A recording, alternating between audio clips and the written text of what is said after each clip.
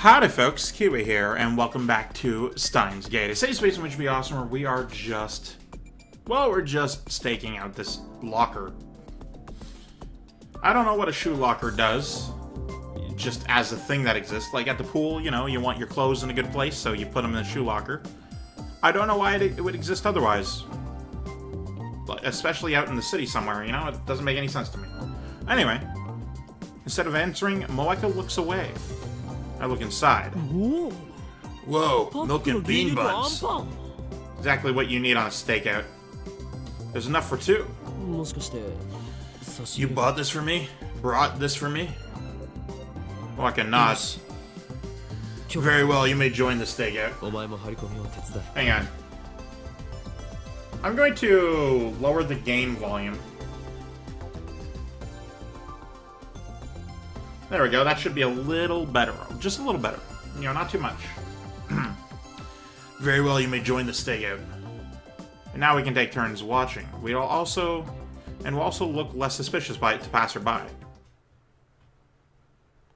The night draws on and still no sign of FB. We nap in 1 hour shifts, but it doesn't help the exhaustion. On top of that, I don't have anyone to talk to. Moeka can't keep a conversation going, so there's nothing I can do to stave off boredom. I went back to the lab to shower just before dawn, but Karasu, who was working an all-nighter in the time leap machine, just glared at me. The wait finally ends at just after 1 p.m. on the 13th. Someone comes to open the lower right locker. We watch from behind the pillar. It's a nondescript middle-aged man. He's dressed in a new suit, but it hangs rather poorly on him, as if he'd not used to wearing it. Is that FB? Moeka shakes her head firmly. FB is a woman. How would you know that? So, maybe she hired someone to pick it up. Or it could be someone from the locker company here to clear it out after weeks overdue. That would make us all idiots. Moeka, FB, and me. The man has the key to the locker. He pays the late fee with 100 yen coins, then removes a cardboard box with the IBN 5100 still inside. The man thought ahead and brought a push cart. He clearly knows that he was there for that reason. He puts the IBN 5100 onto the push cart with a bit of effort and begins walking away. Follow him. The man heads straight for Akihabara Station. Strangely enough, he walks up to an overweight man standing in front of the ticket machine. The overweight man is wearing a t-shirt and has all signs of an otaku. He doesn't seem to have anything in common with the first guy, who looks like an average salaryman. They transfer the IBN 5100 into the overweight man's suitcase. After the exchange of a few words, the overweight man enters the station alone. Then the guy in the suit leaves. Weird. What was the purpose of that transfer? It was to throw people like you off, honestly. Is the overweight man FB, or is he just another link in some kind of chain? At any rate, if we keep following the IBN 5100, we should reach FB eventually. We enter the station. The overweight man boards the Yanode line. We board on the next car and keep watch through the connecting door. It's a weekday afternoon, so there aren't many passengers. They'll clearly know that we're following him. 30 minutes later, we arrive at Shinjuku Station. Here, the train sees a sharp increase in passenger traffic. He's getting off. Moeka pulls on my sleeve. The overweight man has slipped into the stream of... excuse me. The overweight man has slipped into the stream of departing passengers. He's about to exit onto the platform. We follow him, but due to our slow reaction, we have to push our way through the boarding passengers. The train doors close, and it slowly departs. The man starts walking towards the exit. Shinjuku is crowded, so we have to follow close behind or we'll lose him. But then I stop in my tracks. What? The man is empty-handed. The suitcase is missing. What? For a second I think we followed the wrong man, but no, it's definitely him. We watched him the whole time he was on the train. There's no doubt he had the suitcase when the train arrived in Shinjuku. Could he have passed it to someone else in the crowd? Clever.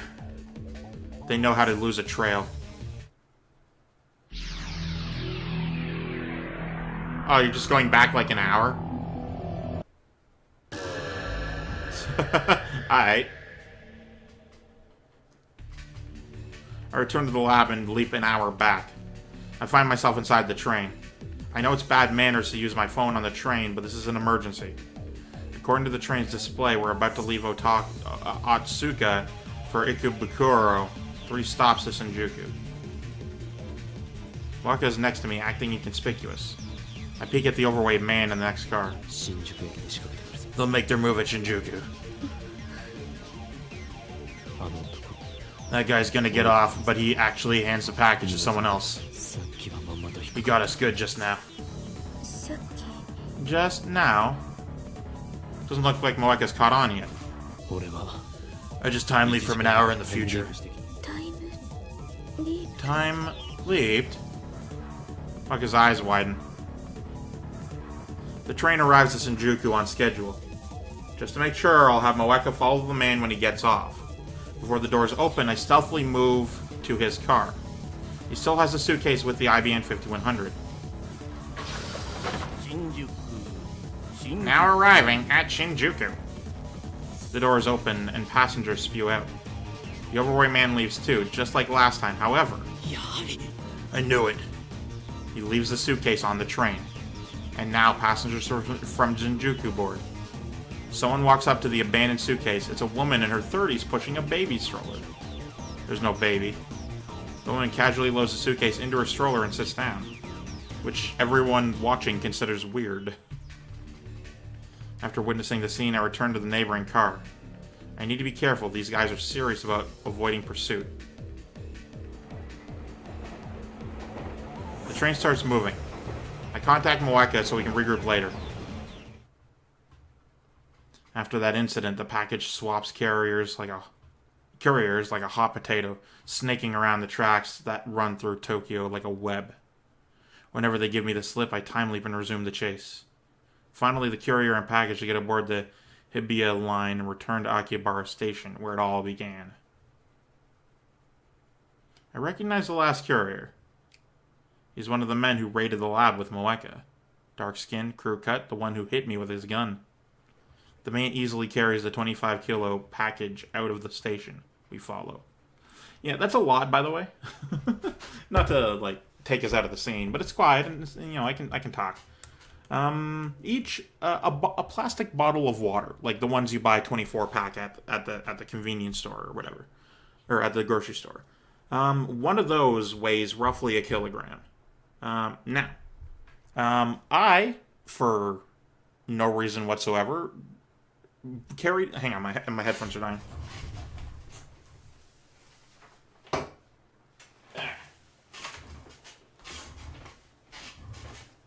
A while ago, I had a package of one of those.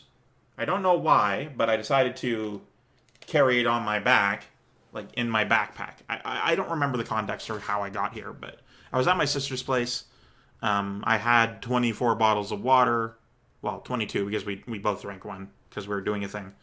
And I had a backpack, and I didn't want to carry an open case of water because it would be really awkward and everything would fall out. So I loaded individually each bottle of water into the backpack by itself, and then I would carry 22 bottles of water, so 22 kilos, on my back. And holy shit, was that fucking heavy.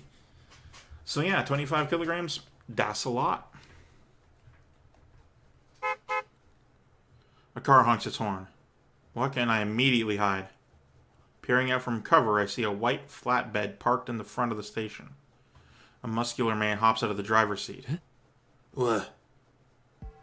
Oh, I know that face. No, it can't be. I desperately try to organize my thoughts. That's Tanuji Yugo, owner of the Braun Tube Workshop. Mr. Braun. Why? Why is he here?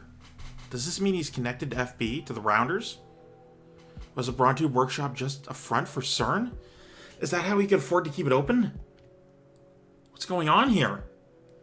His shop is right below the lab. If he's working for the enemy, then... I shiver at the thought. Stop. Let's not rush to conclusions. He might just be another carrier. We watch from a distance. Tanuji takes the suitcase from the crew-cut man and loads it into the back seat of his car. Excuse me. When he gets into the car alone and takes off towards Shawadori. I stare after it in disbelief. Well, that's a connection. Ooh, to hours earlier.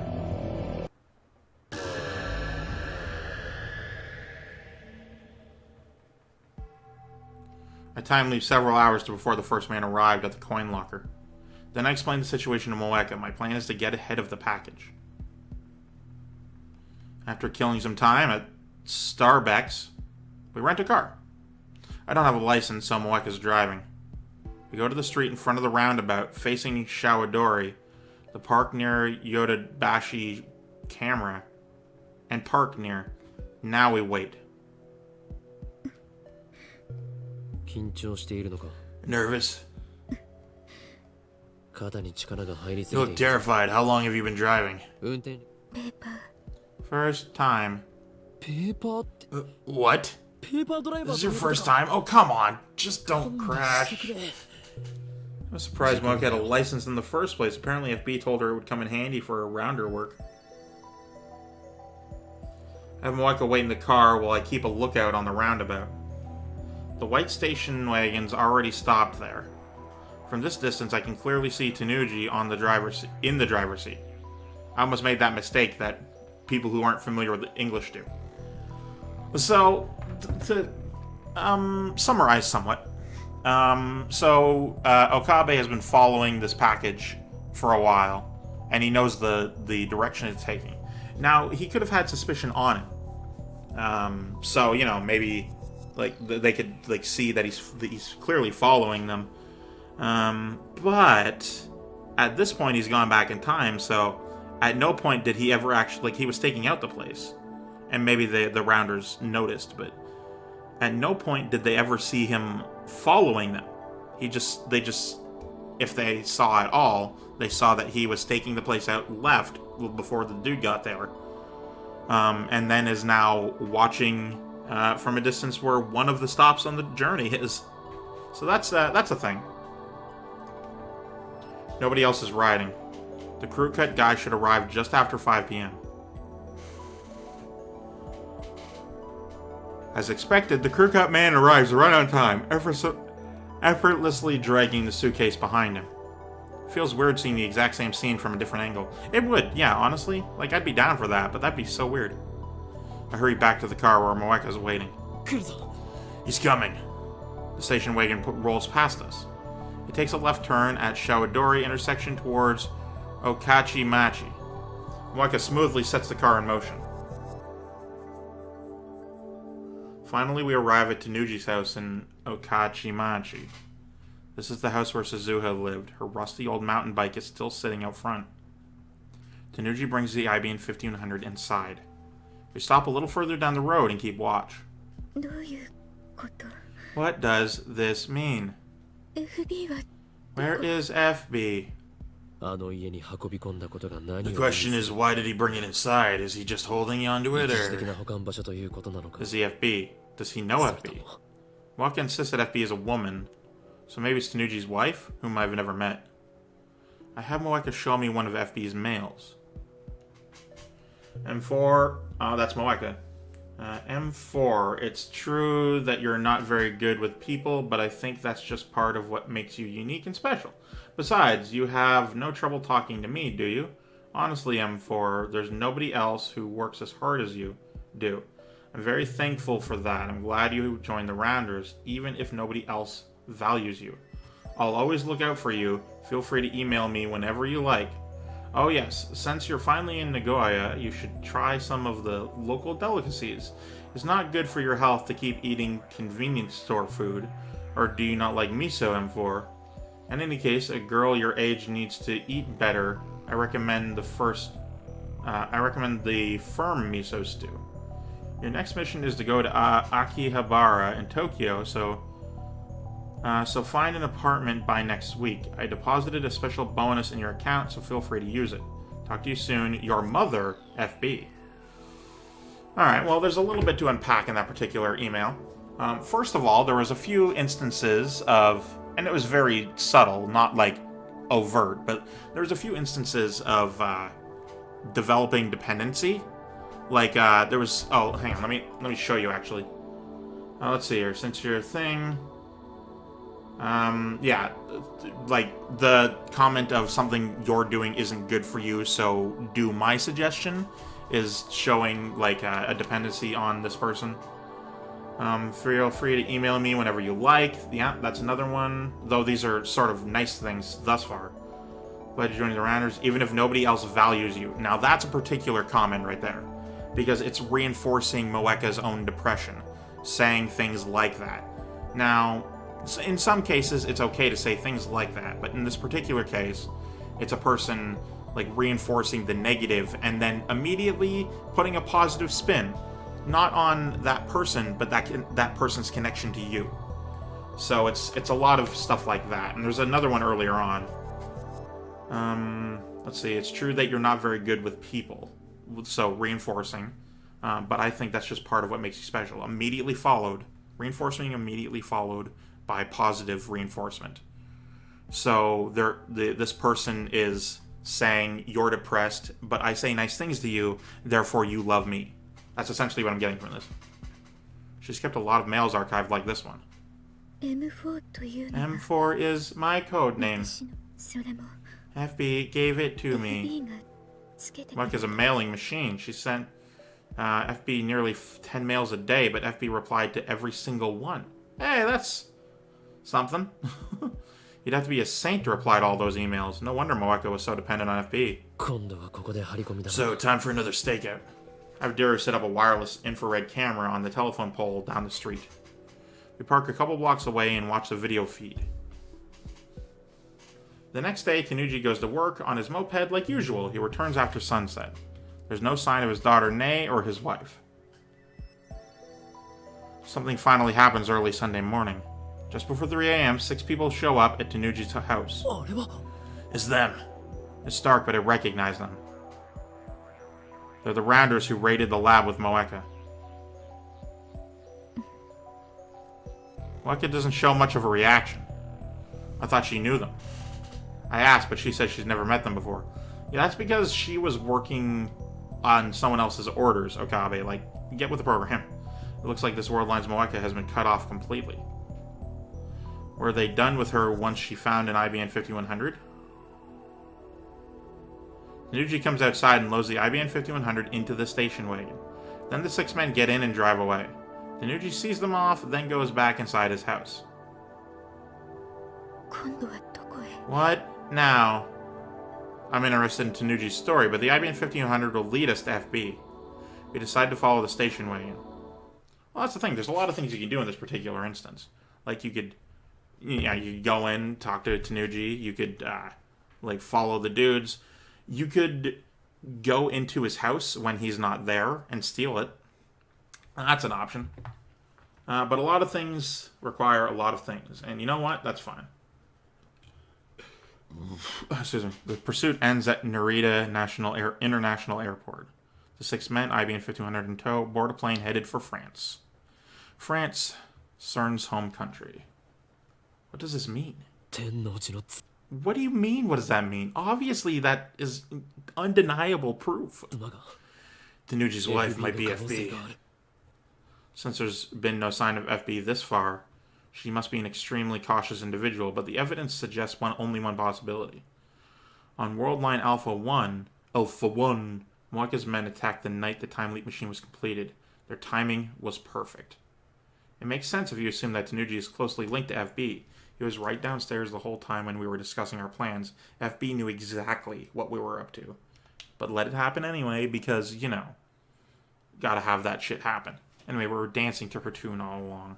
When we get back to Akiba, Moeka and I start walking towards Tanuji's house. But on the way, I get an angry call from Kirisu demanding an update, so I update her. I decide to take care of that first.